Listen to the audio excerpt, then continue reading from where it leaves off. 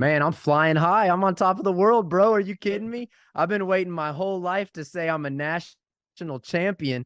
And now here I am doing the rounds on amazing podcasts like yours, catching up with my old buddy Ryan here, aka Big Boy, as you guys call him. And Oh yeah, man, I'm flying high, dude. It's great to be a Michigan Wolverine.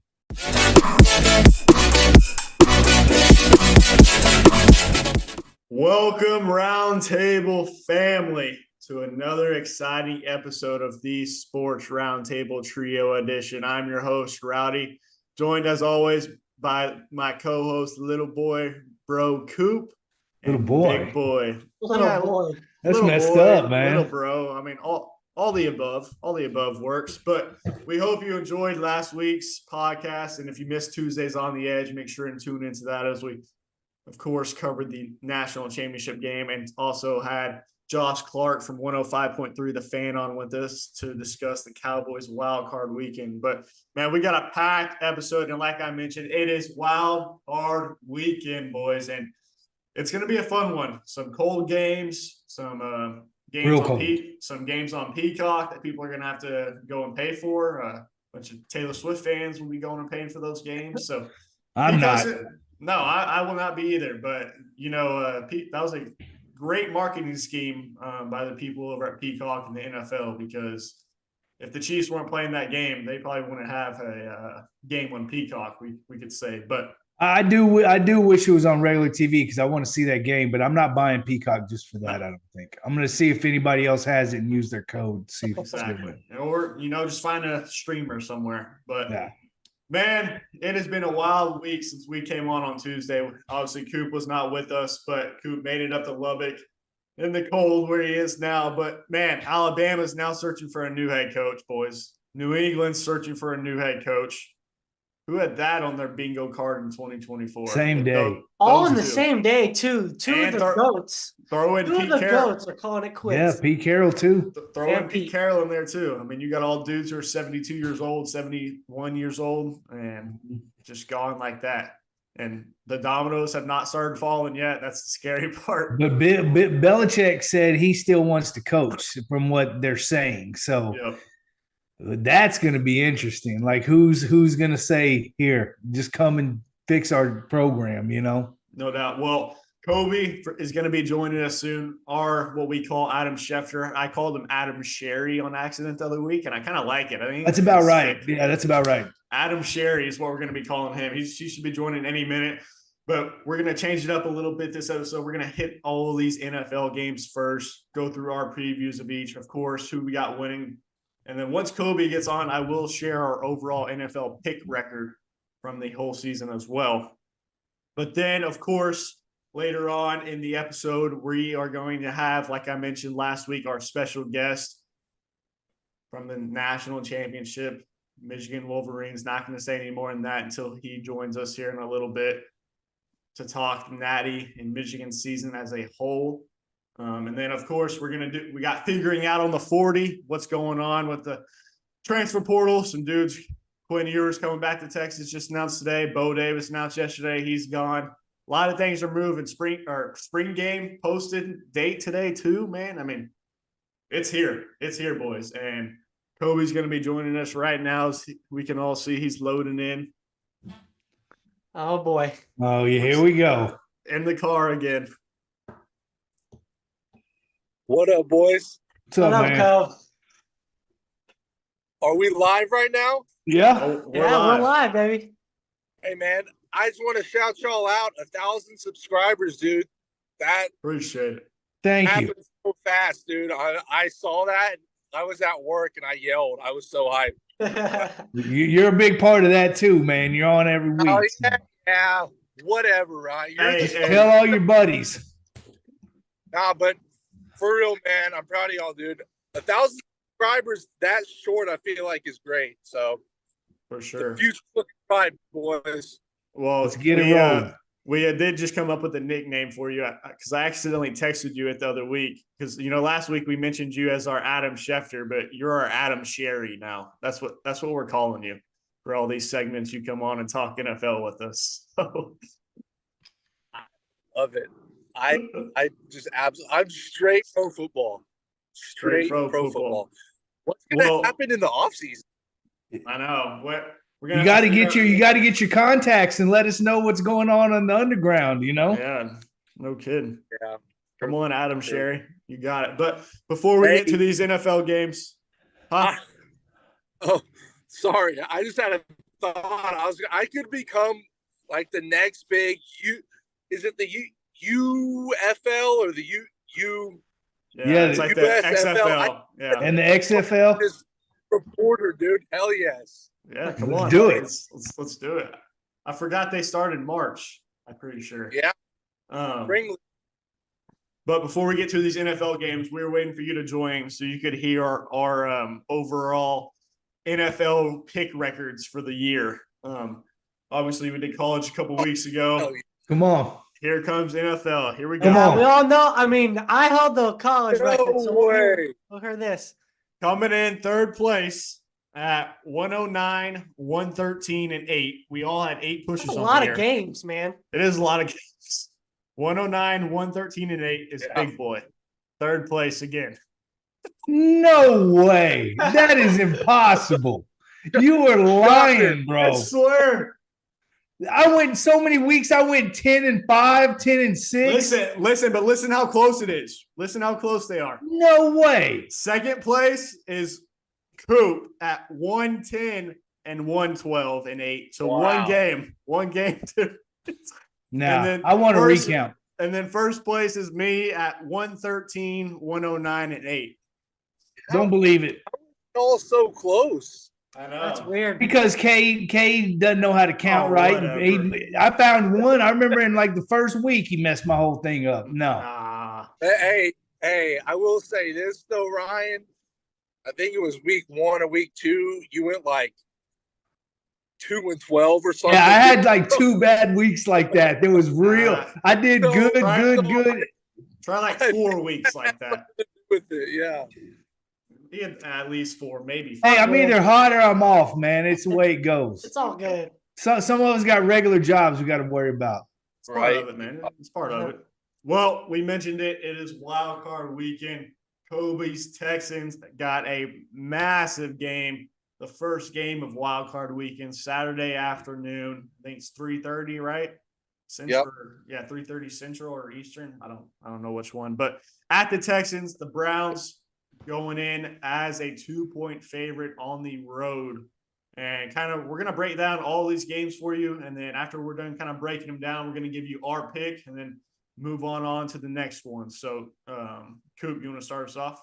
Yeah, man. I obviously the Browns came in and whooped up on the Texans a couple weeks ago, 36-22.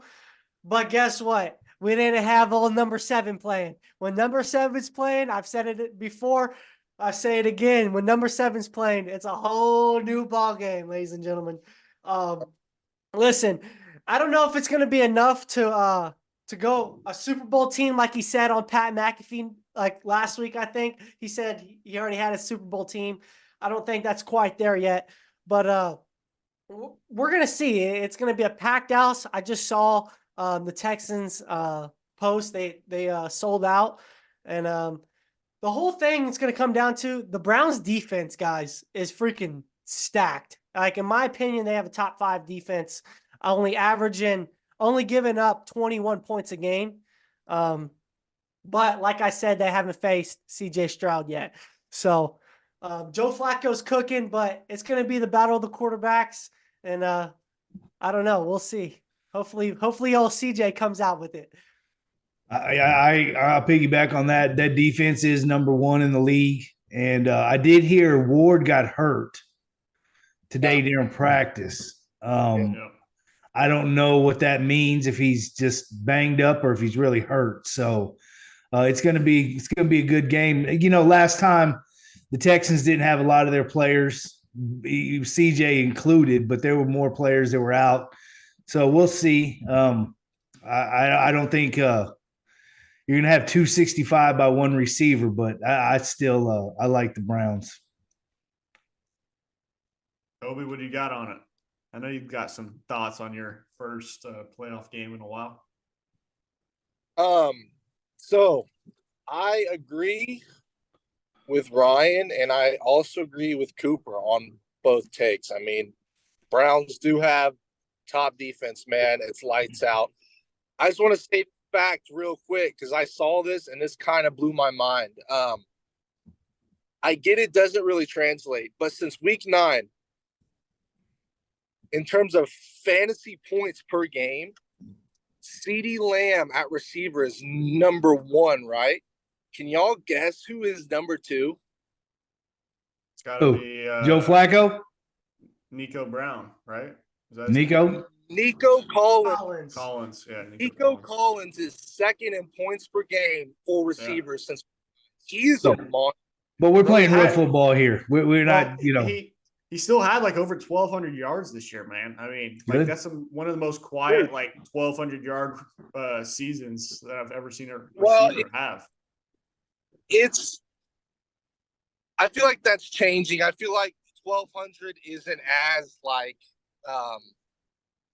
as huge, but still, I mean, it's still a great year. And plus, he missed 2 or 3 games, man. So he's a monster. I think that he has a huge game. I think our defense, man, when we played the Browns a couple weeks ago, dude, it was bad. Fucking Flacco was slinging it on us. Just I'll add to that real quick, Cobb. They have to figure out how to stop Amari Cooper. Amari Cooper had about 250 yards on us. So I've got something for that, but all right, let's hear it. Quick. I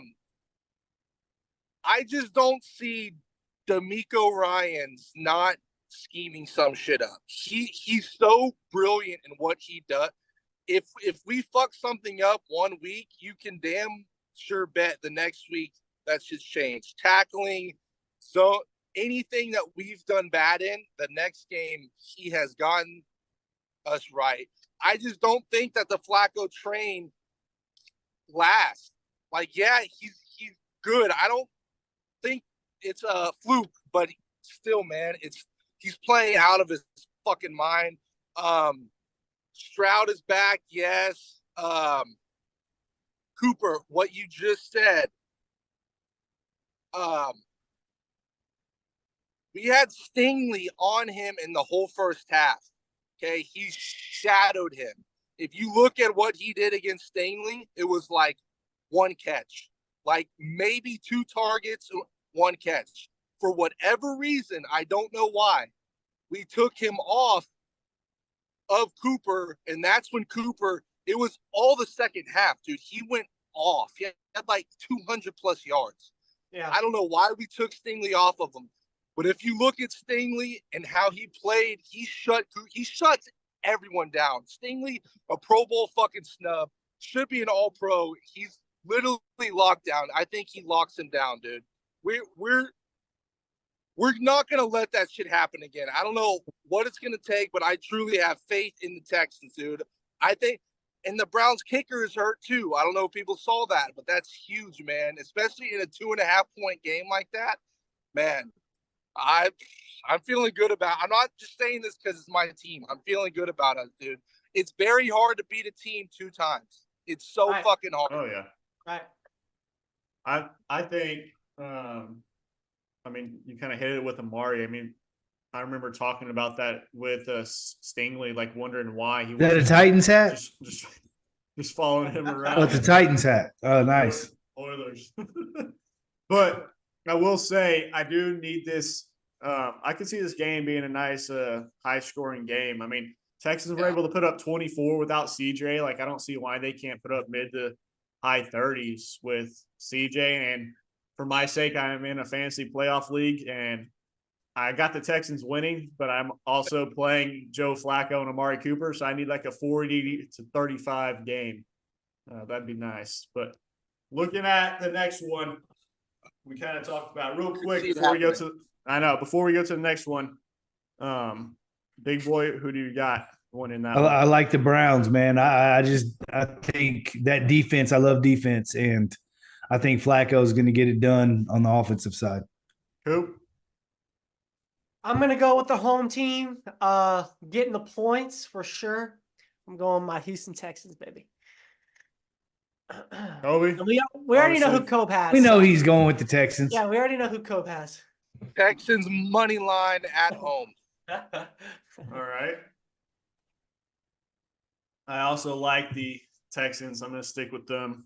I think just at home with CJ is going to be big enough for the A lot of the win at the homers end of the here. day. A lot of homers here.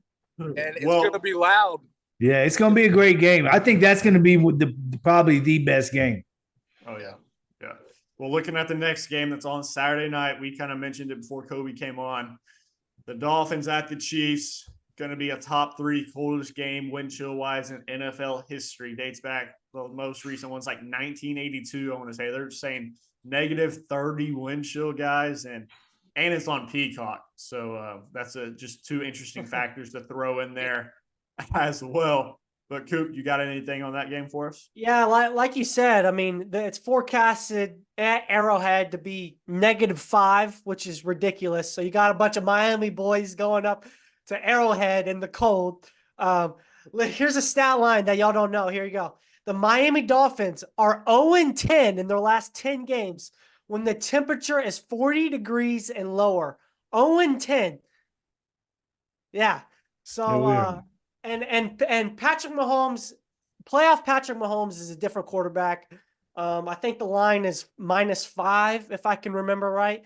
I'm going to take, even though their offense isn't doing great, I'm going to take Kansas City defense stepping up at Arrowhead against the Dolphins.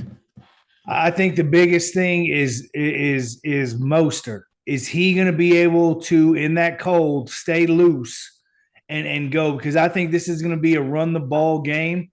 And if Miami can run the ball, they'll end up winning, because I do not trust Kansas City's offense.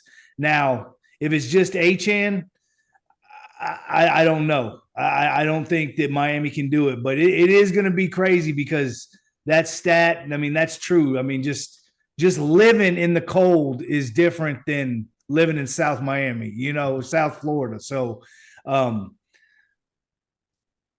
I think it all depends if he plays or not, and how good. I think he's going to definitely try to play, but can he stay loose? I think that's the biggest thing, because that ball is going to be like throwing a brick. It's going to be tough to catch. I mean, everything's going to hurt when you hit. So I do, like I said, I got to find somebody's account, because I do want to watch that game too. It's going to be interesting, but we'll see. But I'll take the Dolphins plus 4.5 if he plays. If he doesn't, Kansas City rolls. You don't have any faith in old Devin Achane just to step right in? Not to the all game like that. I think he's a great changeup back, and he's fast. And if he hits a hole, he's gone.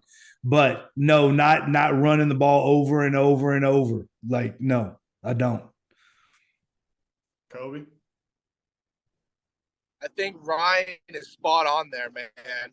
If they can run the ball, watch out for the Dolphins, because there's a reason that line hasn't moved. Like, all this shit about the weather, like, I would expect the Chiefs to be favored by a lot, but that's because Miami can run the fucking ball better than damn near anyone. And if Mostert is out, they have Jeff Wilson still, who's not as good. I get that, but he's more of like the grinded out, short yardage guy.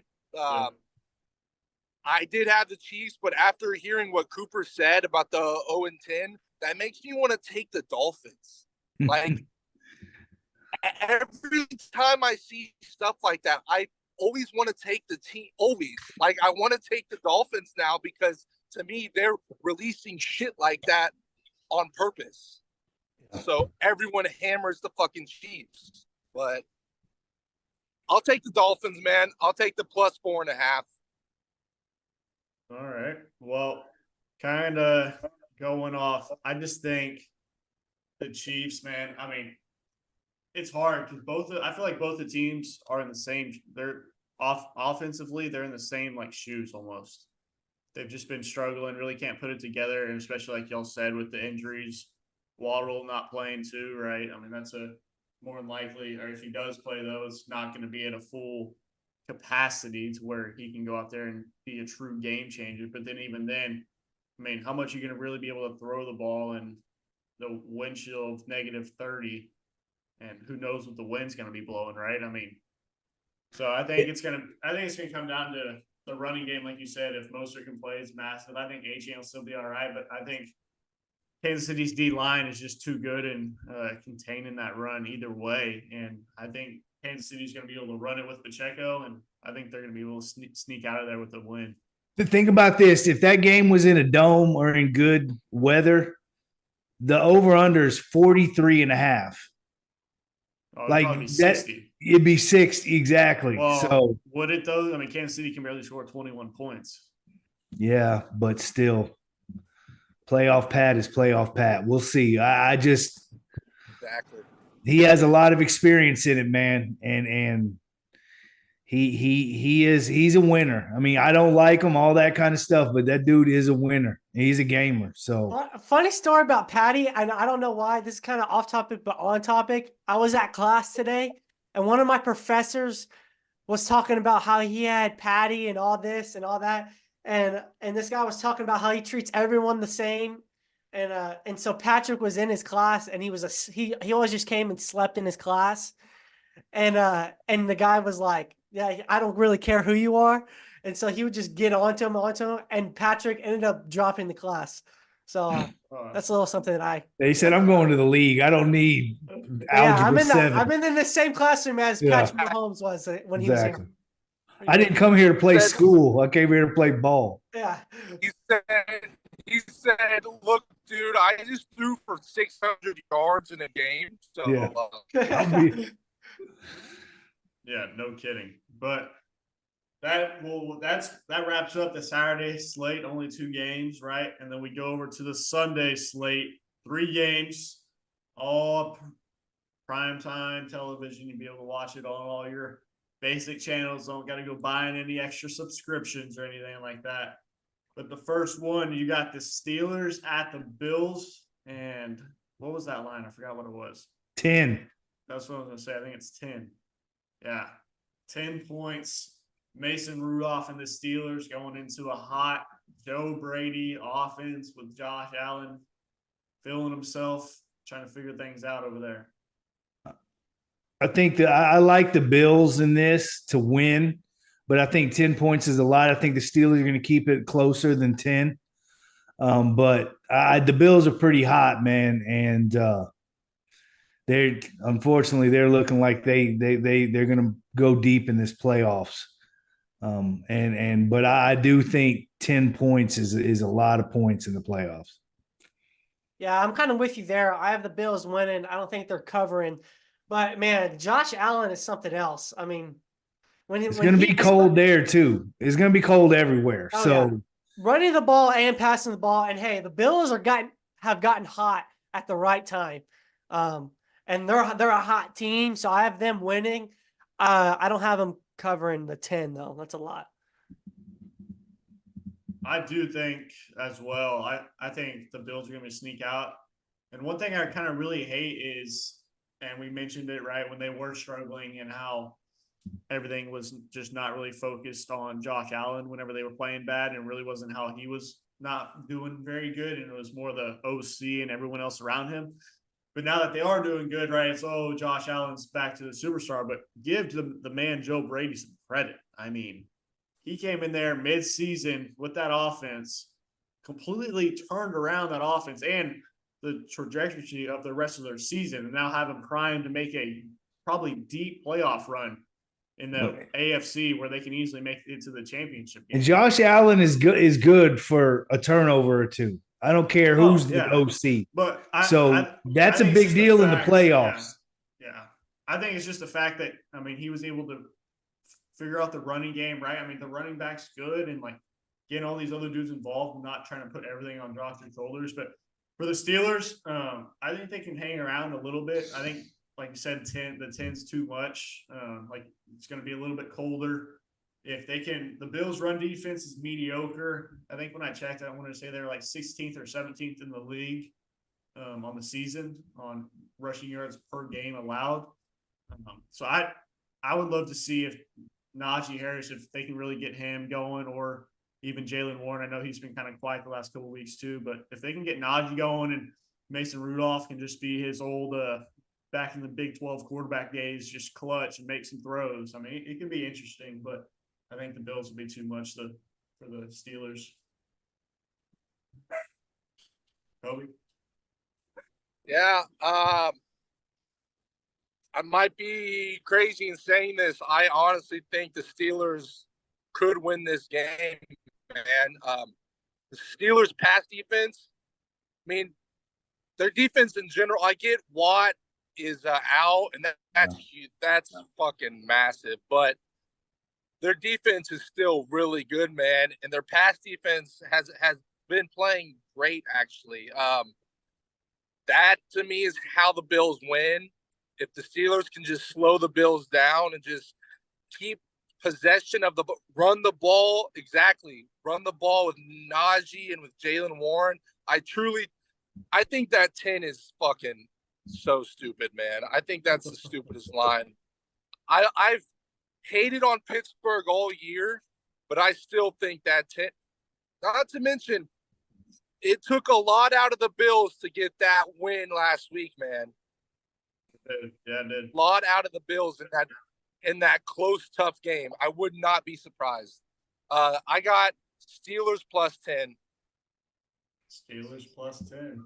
There's the first deviator. Oh, sorry, I got one more thing. George Pickens props.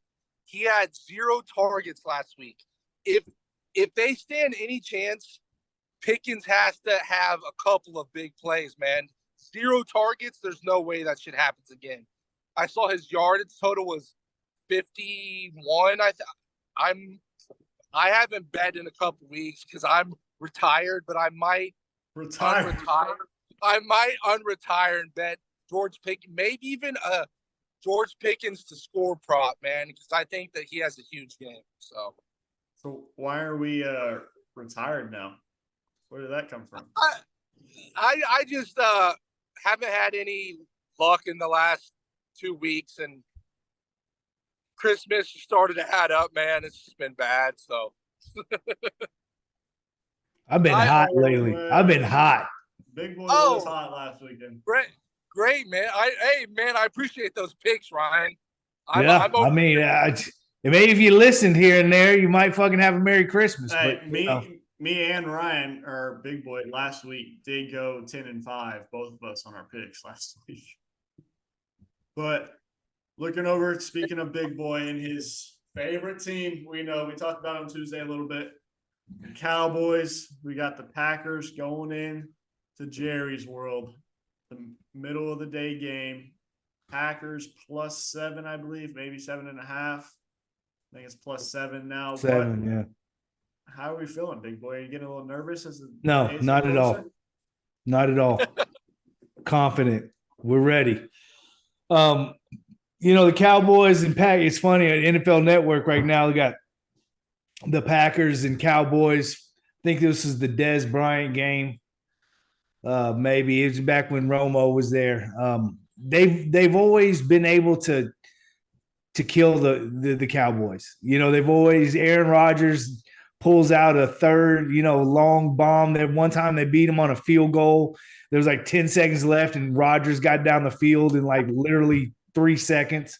But I think the Cowboys are ready. I think they're going to roll. I don't know if by 7, but I think they roll. I'll put it to you like that. If they get CD started, it's over. You might as well cancel Christmas. Well, going to your point, big boy, I'll hit y'all with some more numbers here, okay? Green Bay is undefeated at Jerry World, okay? Undefeated at Jerry World, and have won the past 9 out of 10 games against the Cowboys, okay? So will the Cowboys get it done? I think so. I think CeeDee Lamb is playing great football right now. Honestly, the second half of the season, you could give him Offensive Player of the Year, to me. But I think CeeDee gets going. Jordan Love's been playing pretty well, but I think the Cowboys defense is a little bit better than what people think. Micah needs to have a game. He did last game. He needs to have a game. Yeah, and I mean, and y'all had a great talk with Josh Clark last week, and y'all talked about how CD's the guy, and Dak has to be on, and CD has to be on. But man, Pollard, man, like they need to find the run game, I think, in this postseason to become really successful. Definitely, you got to be able to run it. Stats are for nerds. Let's go. Go Cowboys. Well, I think you kind of just nailed it right there with Pollard. If you look, I'm pulling it up right now, but the Packers' last few games and really the whole year, their run defense was awful. Like that was one of the ones like when we were doing prop bets here in the middle of the year, like you found whatever running back, if it was any type of quality running back playing the Packers, like you were going there over. I mean, their run defense has been bad. Their pass defense is so-so. Defense as a whole is not great, but the run defense is what's been brutal. So I don't see a reason why you can't get the running game going with Pollard if you need to. But I don't think Dak and them should have a hard time. It's really going to come down to how much the secondary can contain Jordan Love from having a game. I mean, he's been hot and playing good, and it'd be interesting with getting kind of Christian Watson back and all that. But I think Dallas at home is going to be too much of a juggernaut this postseason, and at least for McCarthy's sake. I know Adam Schefter came out today and said that there's one NFL team that has yet to fire a coach that would be very interested in Bill Belichick, and we all know who that team is. So he ain't going there. Jerry won't let it happen. I don't know about that. Kobe, who do you got? Ryan, is it true that y'all have won 16 straight at home? Is it? Might be. I know this year they're undefeated at home, aren't they? Yeah. Well, then yes, it's true because I saw that shit. 16 straight at home. That is insane. You said it last week, big boy. You said, who's to say that Dak won't come out and throw for 300, 4 touchdowns, right? Dak should be MVP. I'm taking him over Lamar all fucking day. I'm not just saying it because you said it, but what you said makes sense, dude.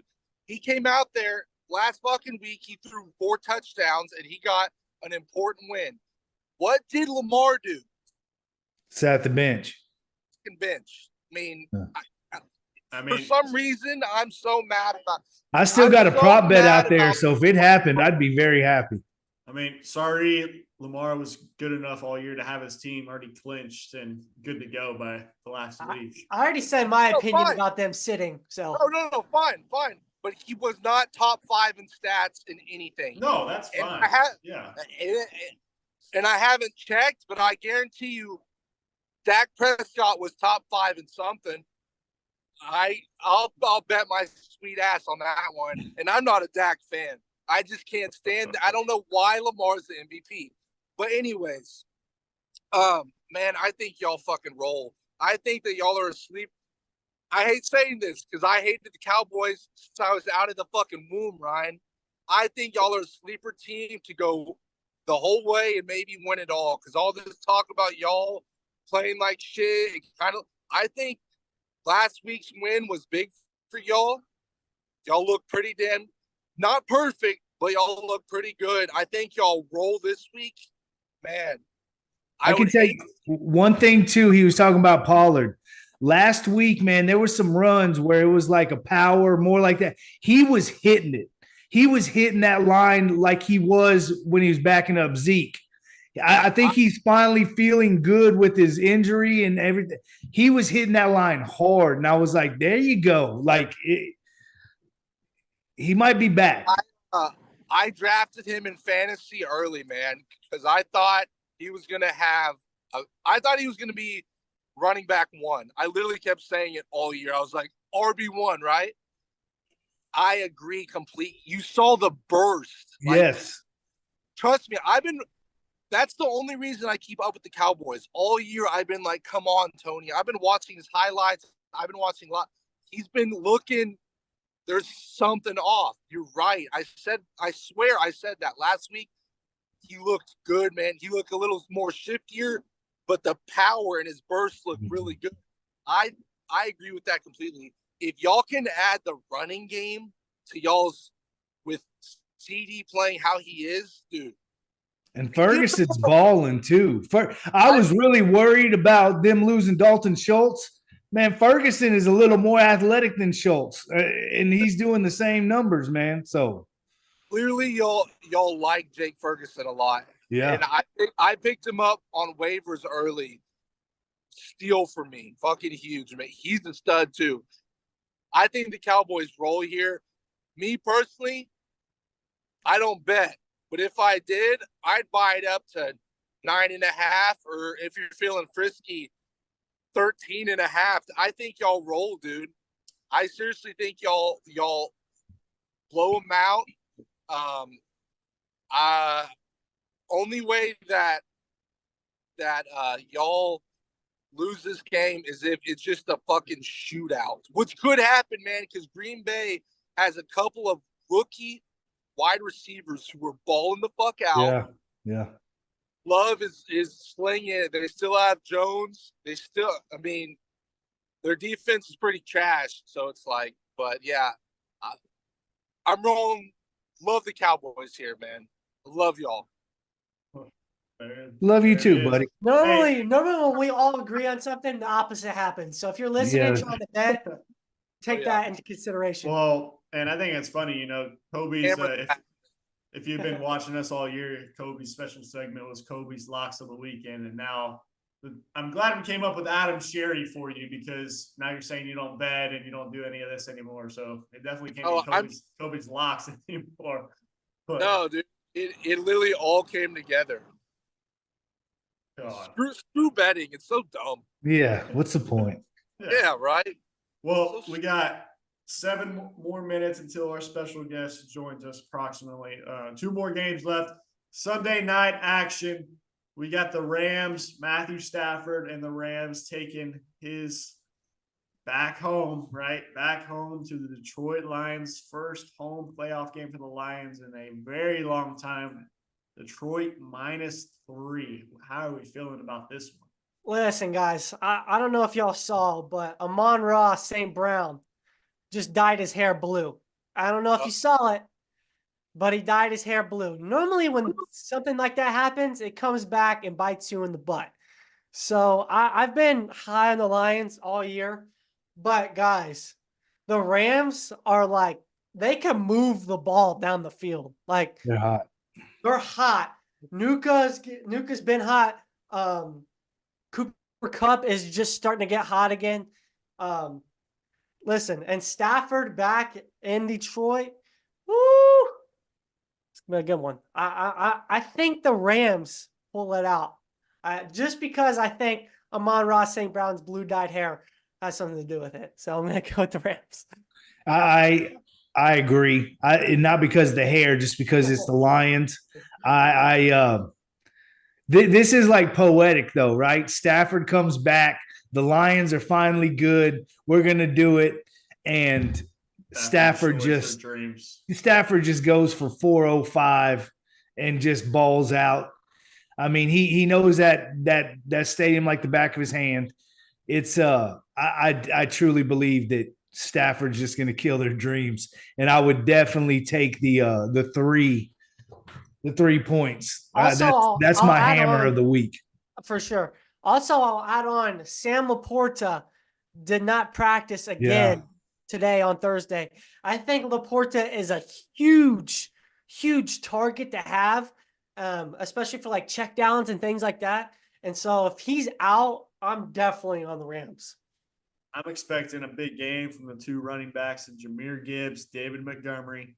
Like you said, the Lions, they are scary just because they have been like one of those teams kind of all year, a little hit or miss. You don't know really who's going to show up, and especially at home, first playoff game, there's going to be different vibe and energy in that building, and you hope it's going to be a right one for the Lions. For my sake too, I'm going with the Lions as well. I'm going with a couple of Rams players in my fantasy playoff thing. So hopefully the Lions get that win in a close game. -3, I like it. Kobe, real quick, who you got winning that one? Lions pass defense sucks, man. I think the Rams just sling the ball. I think Stafford says, "Fuck you, Detroit. This is what y'all get." Yeah. So, Uh, Rams. All right. Rams. The Rams. Well, the last wild card weekend game. It's the Monday night action.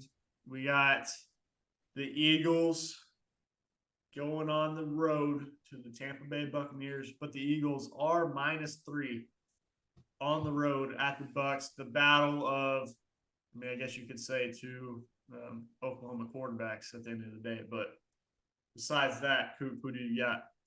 Listen, and I'm going to your point, it is the Eagles -3, which I thought was really odd because they're at Tampa Bay, right?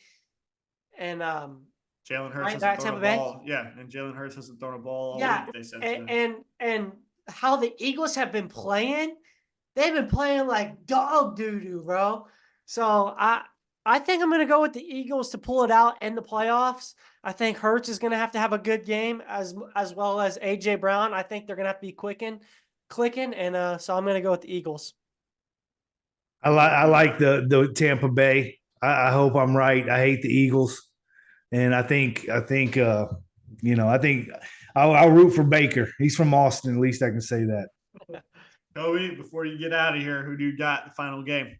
I like Tampa, man.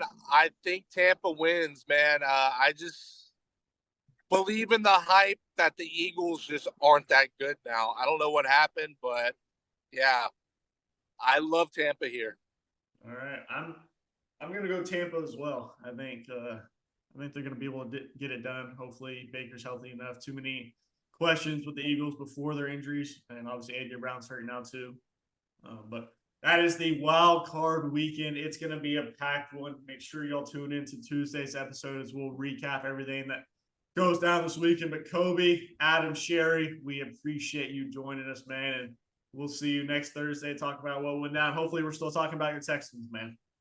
Yeah, hopefully, man. Y'all pray for the boy. See y'all next week. All right, Kobe. See y'all See later. you, man. Later, man. All right, that was Kobe, aka. Is he going to the game? I meant to ask him. He hasn't mentioned anything about it. He probably would have by now. So yeah, I'm sure he would have. No doubt about that.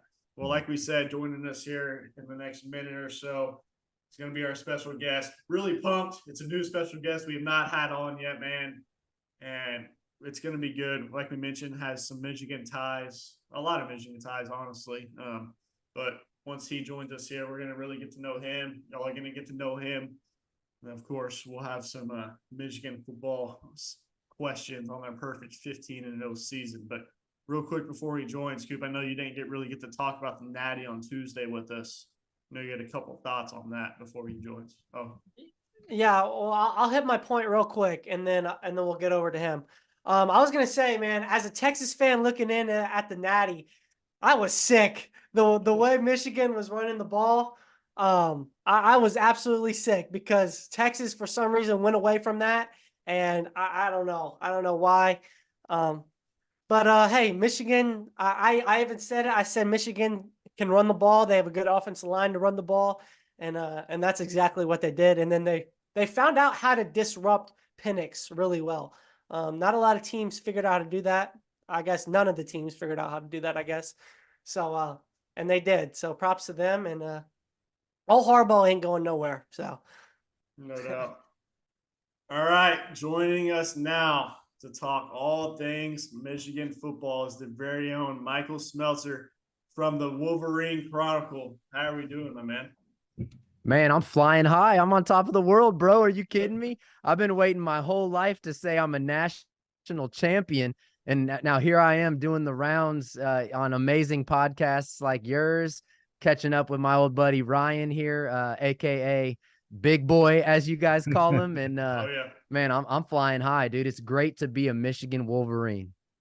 It is, man. 15-0 season. That picture you got right there to your, I think it's to your right. That's a pretty nice picture too. Yeah, that's awesome. Legend. Blake Corum, the legend. I mean, Michigan fans will tell you he has escalated himself to like Charles Woodson status. And I mean, that you don't hear that much from people at Michigan. I mean, Charles Woodson is the GOAT, and Corum's up there now, man. Well, I know we got some questions about Corum coming on later, but we're going to go ahead and kind of get it going we all got a little bit of questions. Obviously, we're all college football fans as itself, but you covering Michigan as them obviously just winning a national championship and having the great year they did. We all got some questions for you. But first things first, kind of tell us kind of about you and for everyone watching, kind of about your channel and how they can kind of what your page is about itself. Yeah, absolutely. Thanks for having me on. It's Wolverine Chronicle. You can find me at wolverinechronicle.com. Really my home is Twitter. I guess we're calling it X nowadays, at Wolverine Chron. There's also a YouTube channel out there floating around, TikTok, all those things, all the things the kids are doing nowadays. I gotta mix it up a little bit, but yeah, Twitter, YouTube, the website. I'm just having fun talking about Michigan sports. Awesome. Love it. And we will also be putting all of his links down in the bio. So go check him out. Like you said, on Twitter, his Twitter is pretty spectacular. I'm not going to lie. Hopefully one day our Twitter will be looking like that, but I know Coop's got one for you. Yeah. I mean, y'all had a great team this year, obviously, national champions, bunch of guys that are playing on the next level, especially on the defensive side of the ball. Could you say this was the best defense anyone has seen in college football, or like in the college football playoff? In the CFP? One of. Yeah. So, well, I mean, I've had this conversation already like 6 times since the game ended the other day. So, I mean, you guys probably aren't going to hit me with a question I haven't considered at this point, but I started toying with the stats. So it is the only team of the CFP era to hold every one of its opponents under 30 points. And actually, Michigan held every one of its opponents under 25 points. And so that's a pretty elite defense. The problem is that makes it tough is Michigan's schedule was pretty easy the first 6 games of the season, and then it started to ramp up. So some of those stats might be skewed a little bit, but Michael Penix, Washington, #1 offense in the country, and held him to 13 points, made him look, probably cost him a few $1 million in that game, actually, kind of made him look human again. So I'm going to say, yes, one of the best defenses of the modern era, maybe 2021 Georgia, 2009 Alabama. There's some other good defenses out there, but I'm partial, so I'll go ahead and say Michigan wins it. How about the best Michigan defense? What do you think about that? Since that's more that you can look at.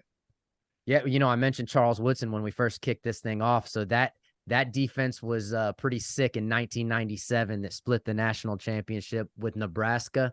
Some people might give me a hard time for saying this. I think this defense might be better than that 97 defense. That it's certainly deeper there at every single level, every single position.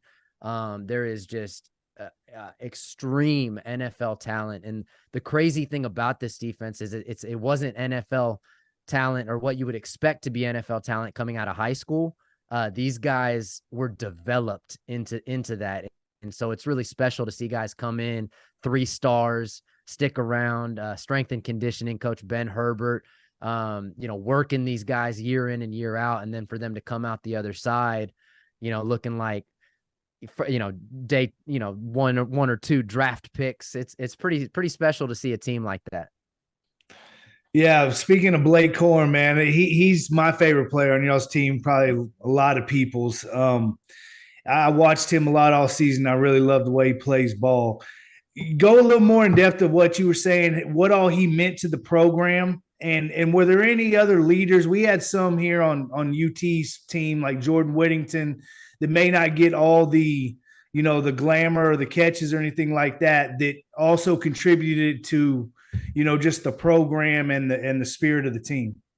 Man, Jordan Whittington, Cuero High School in Cuero, Texas, bro. six touchdowns in the high school 4A state championship, man. I know all about MVP him. Both sides. Yeah, that's yeah. That's a sick talent right there, man. Yeah. So man, the guy that I guess he's getting the national recognition now, but the guy that will go down in history for Michigan that we wouldn't have expected a couple of years ago is Mike Sainristil. We saw Mike Sainristil make that big interception at the end of the game and take it back almost to the house, which really kind of solidified the win for Michigan. But people don't realize he was like the number 4 or 5 receiver on this team a couple years ago. Last year was his first year playing defense. Wow. And then this year now he's an All-American. Like, can you imagine being that elite of an athlete? I mean, I literally damn near tear my Achilles walking down the stairs, and this dude like flips to defense and becomes an All-American in 1 year. I mean, so that's a leader. A guy that slept on is probably Junior Colson, the linebacker. If you look closely at the tape in the national championship game, he had a cast on his left hand, a cast on his right hand, and like a wrap on his shoulder. And the dude was still making tackles. He's been our leading tackler the last 2 or 3 years. And for a linebacker to not have hands, I mean, like, come on, like, what are you doing? So that's a slept on leader as well. Awesome. Well, I know obviously big Blake Corum followers. I mean, I remember him coming out of high school. But if you kind of had a Mount Rushmore, I saw this on Twitter or X the other day, but if you had a Mount Rushmore of kind of 5 all-time Michigan football players in your eyes, talent-wise, or just your favorite, who would they be? I'm glad you said 5 because that makes it easier. I mean, normally Mount Rushmore has 4, you know, Yeah. but actually I need 5. So I'm glad you said that. So, and I'm going to say modern Michigan football, because I think you start talking about these guys that were like wearing leather helmets and shit. Like we got some Heisman winners from like the 30s and 40s, but I don't know how to compare them to the modern day. So I'm going to say my 5-headed Mount Rushmore is Desmond Howard, Charles Woodson, Aiden Hutchinson, who's a recent addition to that, what he meant to that team in 2021, getting over the Ohio State hump. Braylon Edwards, amazing receiver, Biletnikoff Award winner. And then number 5 is Blake Corum. Blake Corum has earned his spot on that elite tier, which if you would have asked me, like, who's the guy that was going to do it on this team, I would have said JJ McCarthy, no doubt, without hesitation. And Corum, he's just the little engine that could, man. That little dude, he just never stops. He finds the end zone. He broke the all-time career rushing touchdown record at Michigan. Like, the dude's a beast. He is. Sure. No doubt. No, there's a bunch of word, with everything that happened, and what are your thoughts on Harbaugh's future and maybe any inside info you have that what he may do in the future? Man, if somebody tells you they know what Harbaugh's gonna do, they're fucking lying to you, dude. I mean, nobody knows what Jim Harbaugh's gonna do. Sometimes I don't even think Jim Harbaugh knows what Jim Harbaugh's gonna do. But every year it's always is he gonna go pro? Is he going back to the league? I saw Dan Lanning at Oregon release this video today where he's like, I'm not going anywhere. Yeah. I was just like, I wish Harbaugh would just do that one time for us. Every year we gotta sweat it out. But I think Michigan Nation this year is so much more relaxed about it because, like, we're the champs. Like we won. We achieved what we wanted to achieve, national champs. And so could Harbaugh potentially leave? Absolutely. I mean, he's got the NCAA breathing down his neck. Everything he does becomes controversial and everybody gives him a hard time. He's got a pretty attractive job in San Diego that's sitting there. To me, that's the job that looks the sexiest to a guy like Jim Harbaugh. Back in Cali, we know he was at San Francisco. We know those winters in Michigan are not fun, so he's probably eyeing that job. And he said in the past, the pinnacle of sports for him is winning the Super Bowl. That's something Jim Harbaugh has said.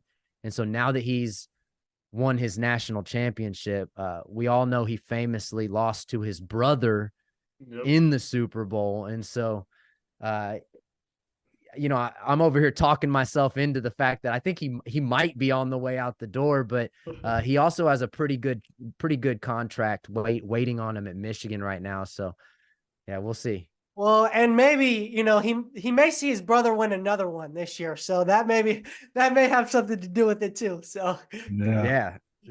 Seriously, man. And Mike McDonald, who's the defensive coordinator on the Baltimore Ravens, was the defensive coordinator on Michigan 2 years ago. And so you got Harbaugh, Jim and John Harbaugh running kind of the same defense, and it's succeeding at both levels right now. Yep. Yeah. Big boy, before you go on to this next question, I know you got a recruiting question kind of for Michigan as a whole, but it did just come across the Twitter landscape of old Evan Stewart. I don't know if you follow recruiting like that, Michael, at all, but Evan Stewart just committed to Oregon. Wait, remind me what position is he was that? at A&M. He was a wide receiver at A&M. Their stud, 5-star from somewhere in Houston. I can't remember what school. Yeah, I know who you're talking about. I know they can't keep people in College Station nowadays. That's good. I hope they all leave. Yeah. Speaking about recruiting like that, Michigan, they haven't been getting like the top 5 classes, and like you said, they've been getting 3 and 4 stars and make them first round, second round picks. Do you think after this natty that's going to change, or do you think just Harbaugh, he knows exactly who he wants and that's who I'm getting? I don't care about the stars. I don't care about anything like that.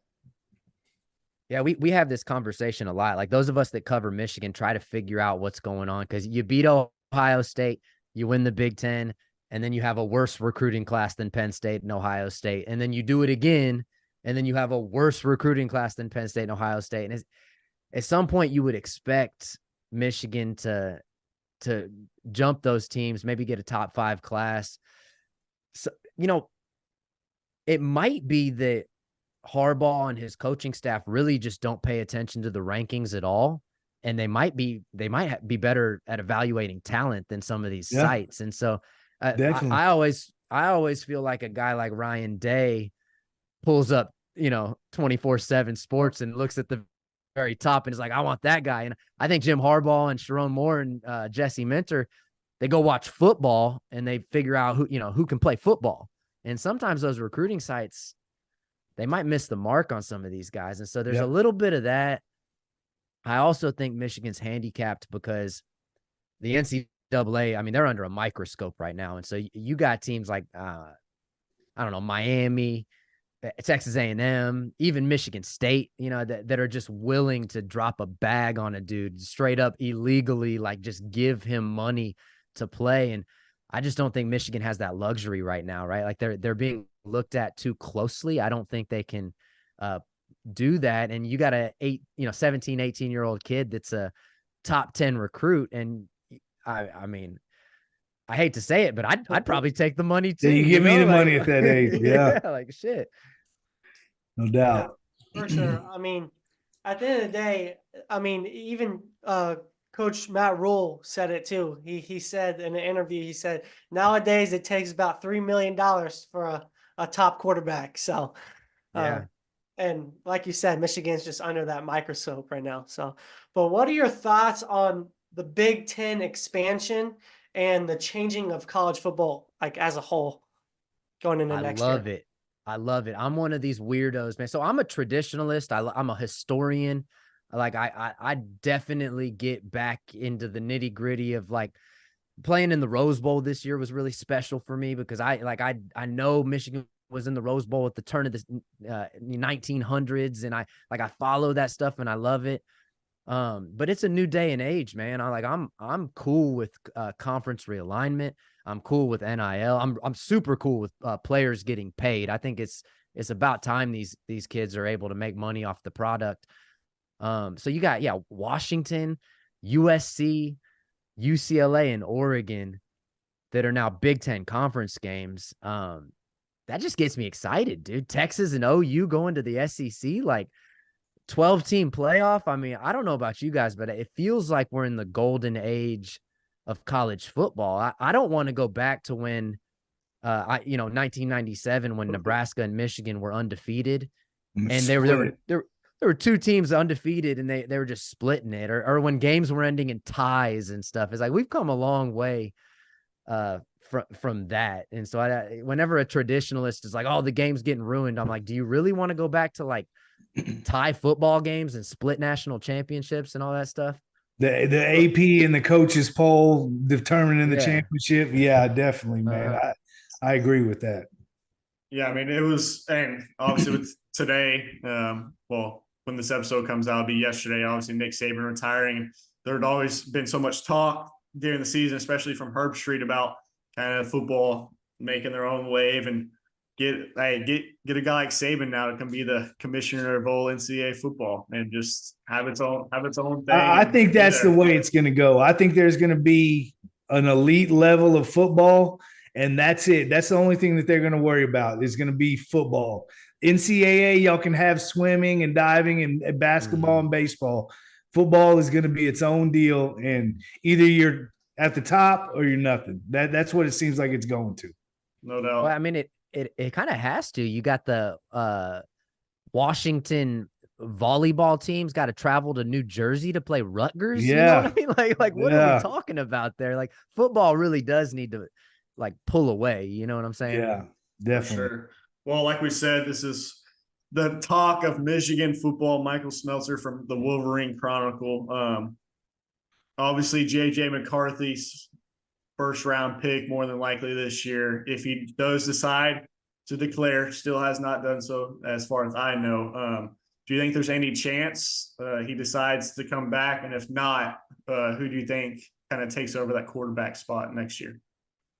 And there were some stories that said that he had already decided he was going to stay before the national championship. I don't really believe those stories, if I'm being honest. Like I think he's probably gone because he's maybe like a top 15 pick. He's not, I don't think he's going to slip into the top 10. I think he still needs to show a little bit more. He could very well be the number 1 overall pick in the entire draft next season. And so if he's in a position to where he can get enough NIL money his senior year at Michigan, then he might consider it. I also think that Harbaugh's future might sway him. I don't think there's any chance that McCarthy and Harbaugh, like one of them stays and the other one goes. It's like I almost think they would have to stay together if that was going to happen. So there's a chance. I'd put it at 80% that he goes pro, 20% that he stays. That's what I'm thinking. Yeah, speaking of that, and speaking of the news earlier, what do you think about Saban leaving and what that does for college football, and maybe even Harbaugh saying, maybe I should stick around. Maybe I'll be the next Saban or something like that, you know? You know, there was a time when Harbaugh was brand new at Michigan and he was running these camps in the state of Florida, like deep in SEC country. And Saban was talking like mad shit about Harbaugh back then. And I always thought there was like a little feud between those guys and kind of unspoken feud. Yeah. And Harbaugh got whooped by Saban the first 2 times they played. I mean, Alabama was whooping everybody. Like there was just no way around it. So for Harbaugh to get that last win against Saban to retire. And now, I mean, you're right. The landscape looks different. Like Dabo and Clemson don't really look too intimidating. Georgia appears to be like the team up there that can compete in the SEC. So, I mean, yeah, it really is a changing of the tide, you know, no pun intended there, but it really does open things up in college football. I got a lot of respect for Saban. I think he's the greatest coach of all time. I think if you don't say he's the greatest coach of all time, you're just not giving him the credit he deserves. But or you're an Auburn fan. Or you're an Auburn fan, right.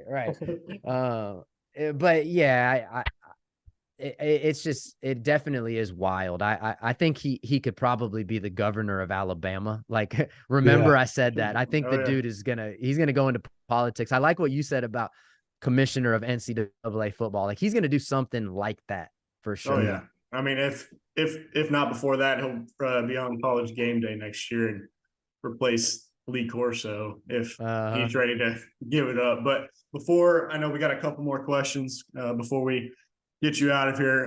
Kind of looking back, obviously Harbaugh served that 3-game suspension towards the end of the year. Sharon Moore, offense coordinator, kind of took over as the interim head coach.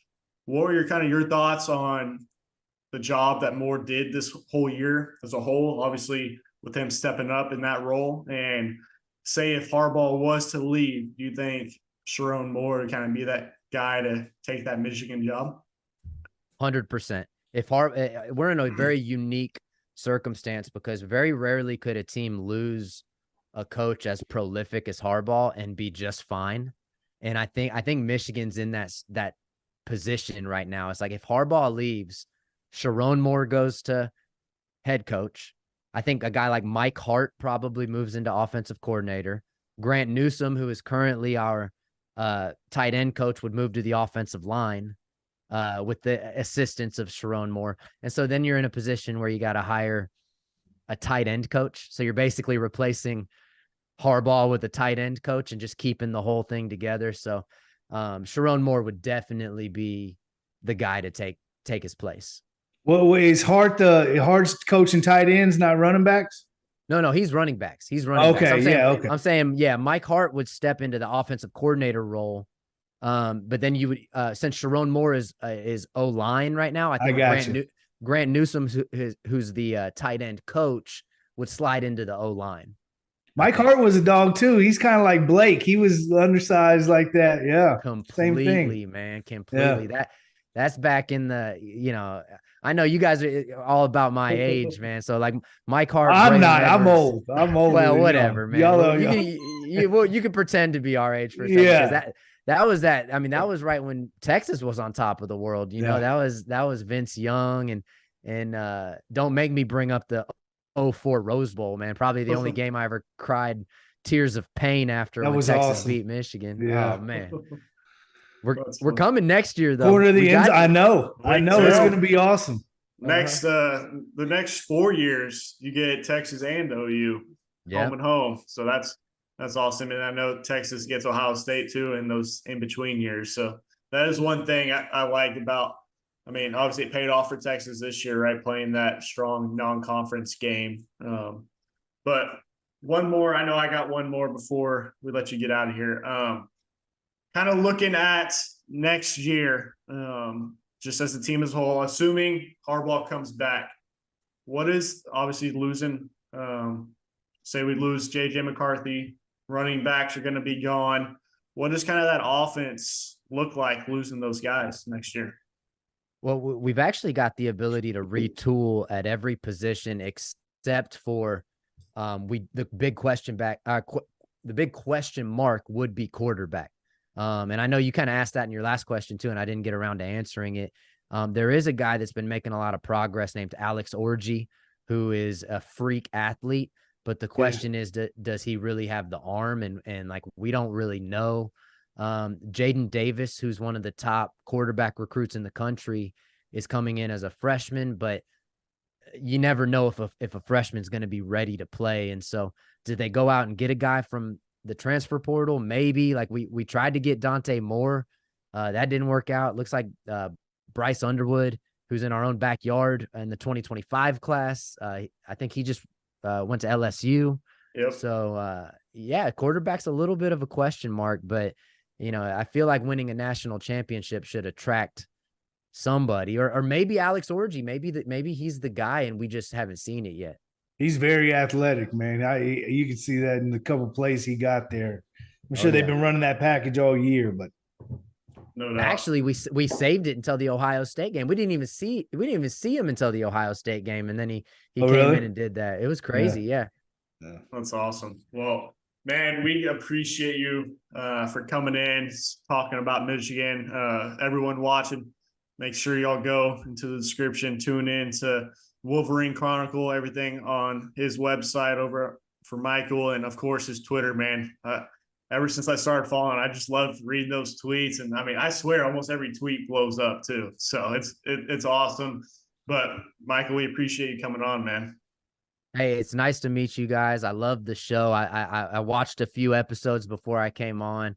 I'll always come talk a little bit of football with you guys if you ever need a guest. Big boy, I love you, brother. It's good to see you, man. Yeah. you guys have me back anytime, and I'll have you on my podcast next year when Michigan and Texas play. Yeah, Awesome. we got a lot to talk about next year before that game for sure. Oh yeah. We'll do man. something in the off season too. We'll do like a preview episode or something. Awesome, man. We'll do it. We yeah. appreciate it. You guys have a good night. You too. Thank you. All right, that was Michael Wolverine Smeltzer. Wolverine Chronicle. Man, Love it. that was awesome. What a season Michigan had. What a season for a diehard Michigan fan like himself, covering Michigan for so long now. Yeah, I know he's been a Wolverines fan like, us since we were kids, and he finally got to see it, and he's been fucking floating on clouds the last couple of days, Yeah, I mean, I would be too. I Yeah. I can only imagine. It was this close. Maybe next year. Nothing would be better to go into the Loud House, whether they got hardball or not, to just go and beat the defending champs. I mean, that'd be awesome, right? Yeah. But looking around, right, we just kind of threw a little Texas teaser in there. Our new segment we started last week, figuring out the 40. We told you it's going to be a nice 10-minute segment every week, around 10 minutes, kind of talking about what's going on with the football team, of course. If there's any news leading up to spring ball, they already announced, like we said earlier, that spring game, April 20th. Before we know it, it's here. But basketball season in its prime, the girls' basketball team, boys. Balling. I mean, they are on fire. And how about, not only is she the best freshman in the nation in Madison Booker, I don't know if y'all have seen her game, but in Big 12 play, she's been one of the best in the country. She's one of the only players in the country averaging these type of numbers in conference games. Big 12 play, she's averaging 19.8 points a game, 8 rebounds, 6.8 assists, and 49% field goal percentage. And they have just been wrecking shop, missing their 2 top players, right? And That's Roy the Harmon, big thing. They're missing, They're missing their 2 best players, and they're still balling like this. And she's just growing up every game. Like you said, she's a freshman. So, see what she is at the end of Big 12 and when the tournament starts. That's such a big deal, man. And I'm glad at least one of the basketball teams. I'm not too keen on the boys yet. We'll see what ends up happening. But yeah, man, I love to see the girls doing good. Vic Schaefer's he's a great coach, man. He's a great coach. But and this segment is called Figuring Out the 40, right? Guys, right now I'm trying to figure out Sark.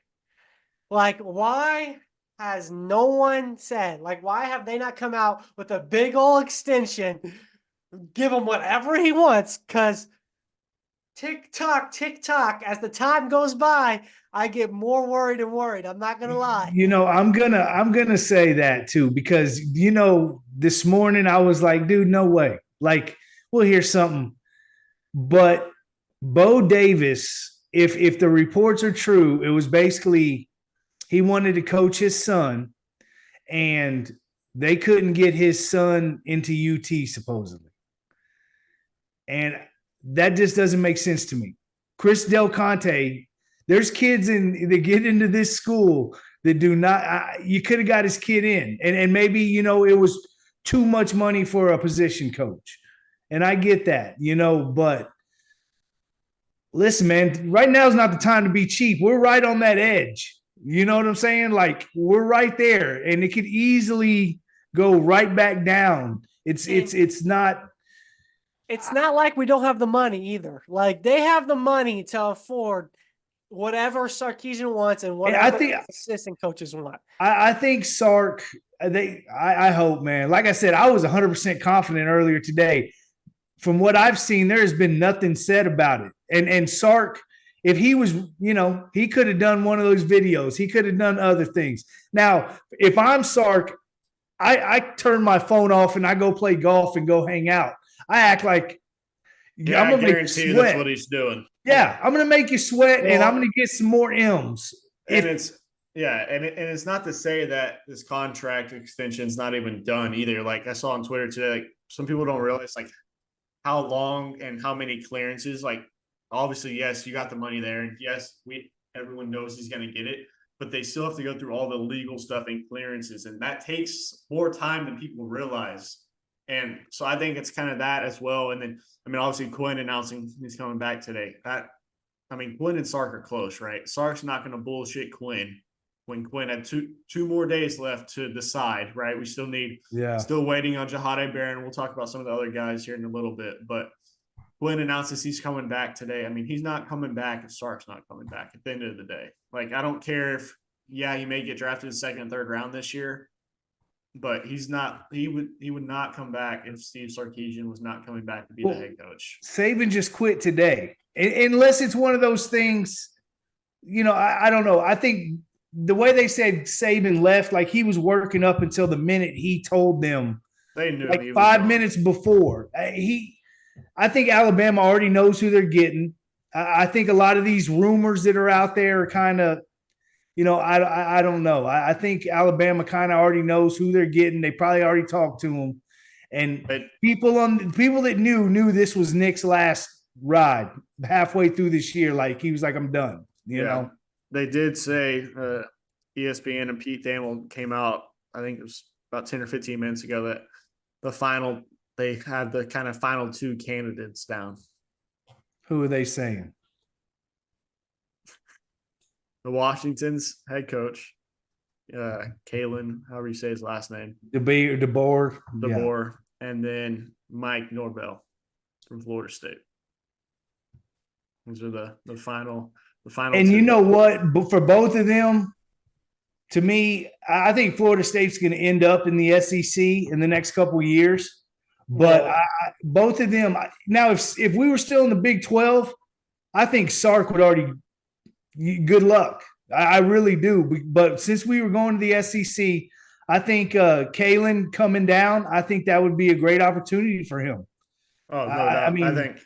I think he'd be a better option than Norvell.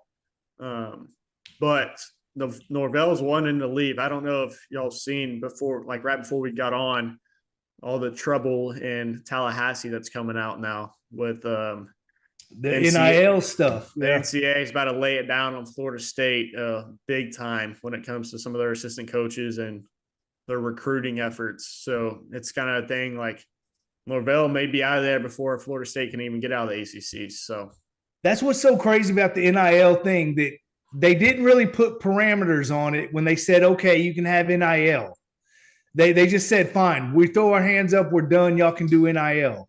But what are the parameters? I don't even understand all the parameters. And then they're saying some schools, in certain states, you can have it to your school and then you can't. It's just, it's all, it's a crazy deal, man. Yeah. And I go ahead.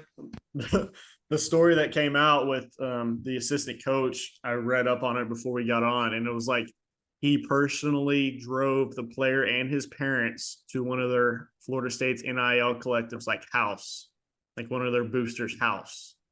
And whatever went down there went down. But that's so you can say, hey, go to this guy's house, here his address.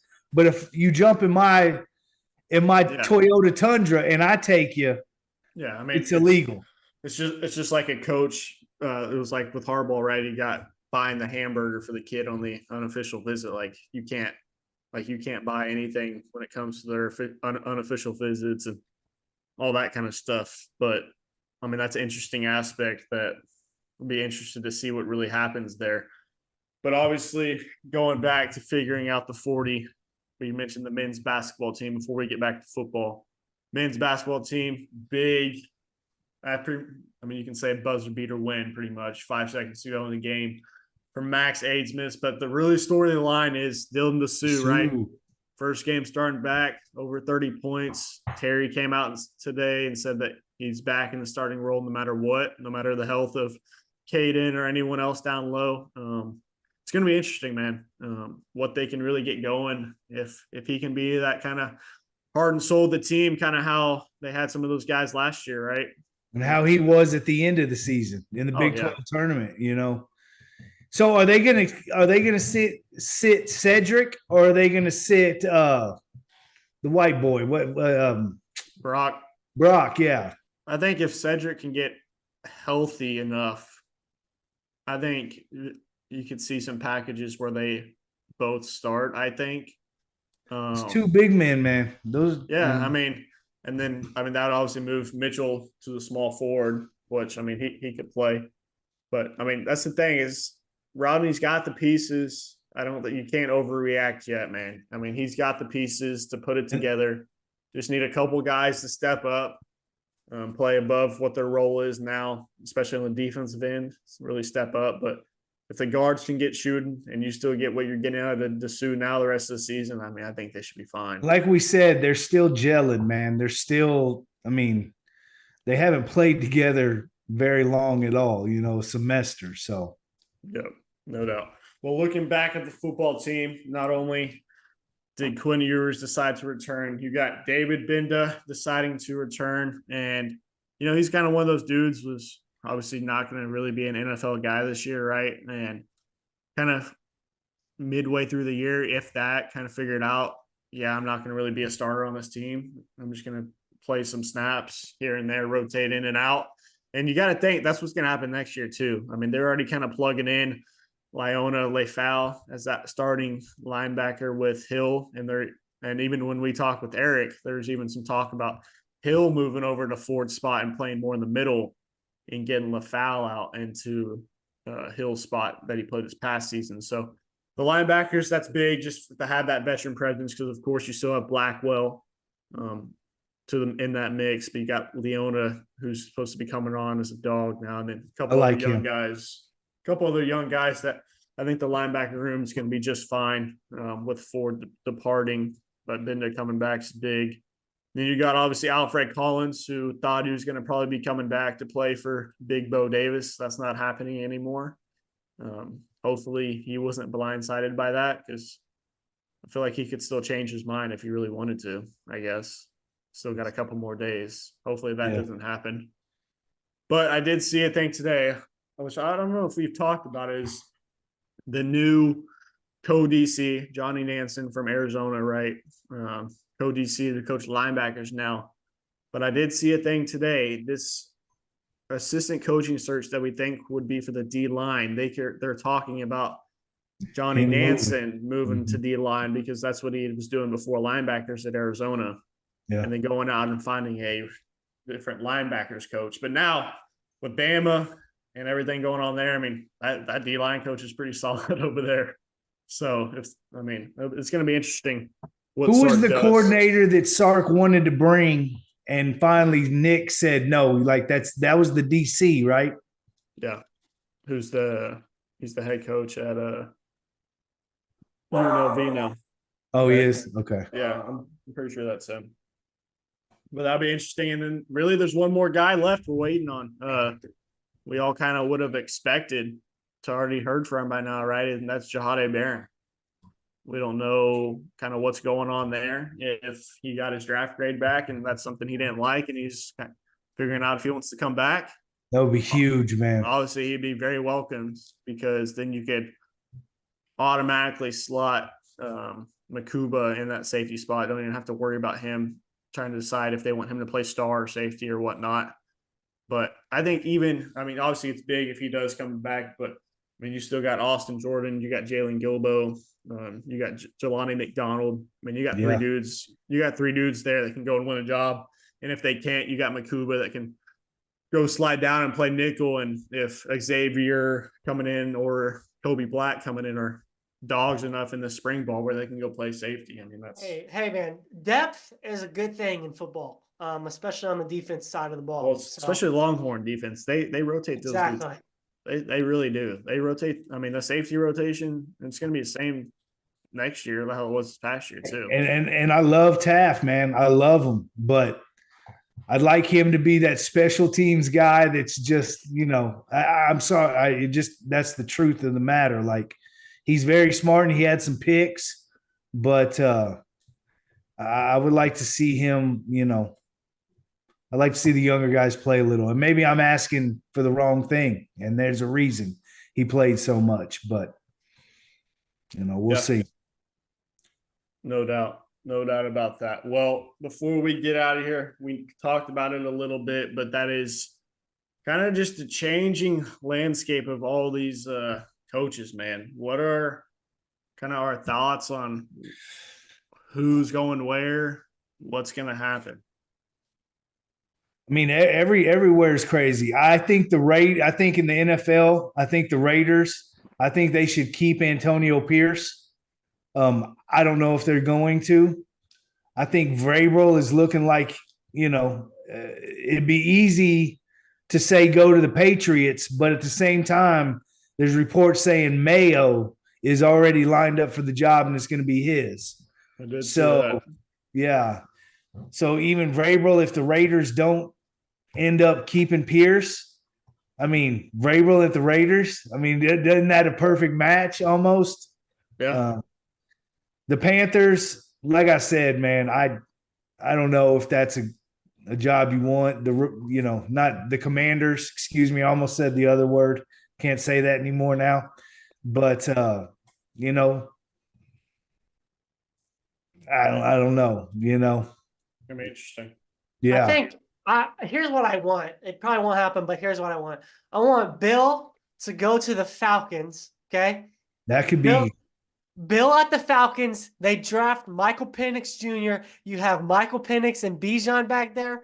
Whew, that's unstoppable. Or like we said, Bieniemy. Bieniemy should probably get a chance somewhere. And I would love to see Bieniemy with those weapons and him to draft the quarterback he wants at the Falcons. Yeah. Because that would be dangerous. Like, I think automatically – their offense takes a huge leap with Bieniemy, and he doesn't play. He's old school, man. Anybody who's not bought in, they'll be gone. And so I really would like to see Bieniemy in Atlanta. And the thing about the Chargers, it is a great job, but I saw a thing that they're way over the cap. So there's going to be a lot of things that a lot of players are going to be gone that we think they're not going to get rid of Justin Herbert. They'll keep Bosa and stuff like that, but their roster is going to look different next year. No doubt. Well, before we get out of here, I don't know if I saw this today, and I don't know if y'all have really seen it, but for the championship next year, like the dates of the obviously 12-team playoff, have y'all seen what those dates look like next year? You got the first round, right, which is the at-home sites. You got one game on December 20th, and then the other 3 games on December 21st, okay? So it's kind of weird how obviously some teams going to get extra day, whatnot. And obviously, too, because that's the weekend right after conference championship games, and you're going to have some teams who make it and didn't play in the conference championship game, so they had a week off, but they could be playing someone who lost, say, in the conference championship. Is that a Friday and a Saturday, or is that a Saturday and a Sunday? Let me see. Do you know that? It is a Thursday and a Friday. No. Friday, Saturday, 20th, 21st. Friday, Saturday. Yeah, Friday, Saturday. And then you go the quarterfinals. You got the Fiesta Bowl on the 31st by itself. And then you got the Peach Bowl, the Rose Bowl, and the Sugar Bowl all on New Year's Day. Those 3, which that's a Tuesday, Wednesday. And then you got the semifinals, which next year are the Orange Bowl and the Cotton Bowl. Orange Bowl's January 9th, which is the Natty this year, right? And the Cotton Bowl is January 10th. So interesting there because you're already going past it. That's a Thursday, Friday. And then the National Championship next year in Atlanta is January 20th. We would not even be there yet. We just would have played the 2 semifinal games. I mean, we're going deep. We're having two basically. It's going to end up being just like the NFL, man. They're like, there's so much money in here, I love the playoff. I can't wait. I think it's going to be great. Like I think I told y'all before, I had a buddy, Jimmy, that he played in the D1 AA playoffs, and they were a team, UMass, back in 97 or 98. they barely made the playoff, and they ended up making the run and winning the whole thing. And it was so cool. I went to 2 or 3 of the games, and it was awesome, man. And that was D1 AA, and it was so fun. It's going to be awesome, man. It's going to be as good as the NFL playoffs in my eyes. I'm pumped. Coop, you got anything else, man? You look a little tired over there. Yeah, what's going on? You got a little road. Listen, a little tired. I know you just started school and everything, and you're doing all this, but you look tired, man. Hey, man, this is our this probably will be our longest episode. You know, I'm gonna have to drink like an energy drink before. Not yet. We're not even at. What? We're You're 20 years old, man. 21. We're only an hour and 35 minutes in, man. Yeah, well, that's probably our longest one. No, it's not. All right, well, you can just get off. Me and Rowdy will take this to the end, man. I agree. I'm excited. You know, it's going to be a sad, long couple months. You know, however many months that it is till now and till the end of August, September starts. So, if I could just time travel, it'd be nice. But don't. Before we know it, it'll be spring practice, man. You know, I mean, and how the last couple of days have been. Yeah. I don't think it's slowing down. Oh yeah, well, 2024 is starting off, man. You got Cat Williams, you got fucking all this stuff, man. It's crazy. You got everything. I don't. Whoever made some 2024 bingo cards, no one had this stuff that early in the year. That's for sure. 3 legends retiring. I mean, at this point, retiring, getting fired, parting ways. I was thinking this: what if Pete Carroll says, "I'm going back to college," and goes to Alabama? Said, "Don't worry, I'll be the bridge for 2 years." That'd be wild, huh? I don't think it's going to happen, but college is different now. I mean, you can say or some's going to say that's kind of what ran. They were paying NIL of USC back then. Pete Carroll would be like, "I know how to do this. This ain't shit." He would be real familiar with how. Yeah, I know how to do this. Ask Reggie. He's and like, they need to give Reggie the Heisman back, man. He's like, "Oh, we don't have to hide this anymore. This is what it was. Let me show you how I did it." Yeah. Well, before we get out of here, a little update on the Sports Roundtable Trio Edition. I don't know if y'all can tell, Coop's over there shining. You know, he's got his new camera, new light system. Obviously, Big Boy's had his. I got mine coming next week, so the look's going to keep getting better. We're going to keep getting better. But starting next week, just because it's time, man. I mean, baseball season's here. Softball season's about to be here. First day of practices. I know at the JUCO level started today. I know, and softball D1. I don't know about baseball D1. I don't know. I'm not sure when that starts up. But obviously, minor league dudes are going to start reporting in about a month, a little over a month from now. But some exciting things, obviously, with some connections we have. We're going to be bringing back the roundtable chats like we kind of did with football. And it's going to be fun, man. We got the next 5 weeks already booked out with baseball guys from all different D1, D2. We got Texas State. We got Angelo State. We got DBU. We got Baylor. And then we even got some minor league dudes in the Nationals organization, and hopefully some pro guys coming for you as well.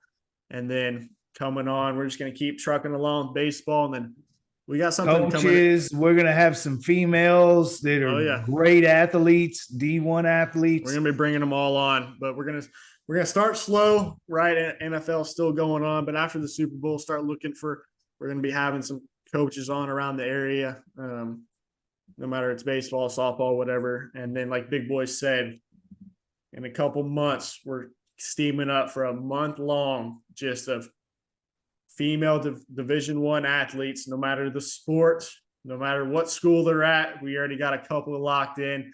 Not going to say who they are, but we are pumped for it. And before we head out of here, Big Boy, you got Longhorns in the NFL for us from the last regular season week. Yeah, I do. Cameron Dicker, even though he's not going to the Pro Bowl, another 4-for-4 performance, long of 49. So we got the safety connection that's going to be playing in negative 17 degrees this weekend. We're going to see how those boys like that. But Deshaun Elliott had 10 tackles, 6 solo, 1 interception, and a pass defended. and Brandon Jones had 8 tackles, 6 solo, and 2 tackles for loss. They're going to have to be coming up on that run, I got a feeling, against the Chiefs here. So, and then we had Bijan, 11 carries for 28 yards, which that's not the best, right? But 7 receptions for 103 and along a 71. I think a lot of people saw that in a touchdown. So next week, I'm going to do a little recap of my season-long MVPs of Longhorns in the NFL. And then that'll kind of be closed for right now. Next year, you're going to have a lot of them, though. So we're going to have some more in there. We We had a lot of injured UT guys this year. There was a lot of injuries.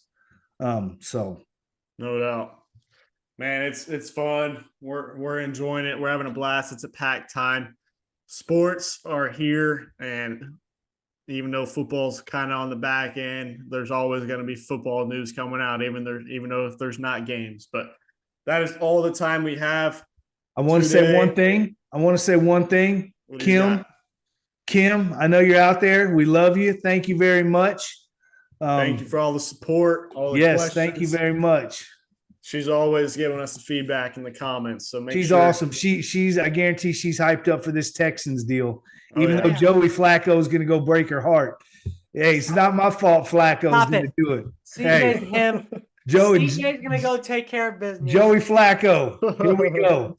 Joey Flacco. We're going to find out. Make sure y'all tune in to Tuesday's episode of Tuesday on the Edge, where we're going to talk all the wild card that goes down. But until next time, we hope you enjoyed the Sports Roundtable Trio Edition and all the sports talk from all the different football, basketball, baseball, everything that's going on in the world. And go check out Wolverine Chronicle. Definitely. Please go check him out. Give him a follow. He does great articles. He's doing some great stuff over there. So we'll be seeing him next year. Do your research for when we play him next year. You got to know your enemy.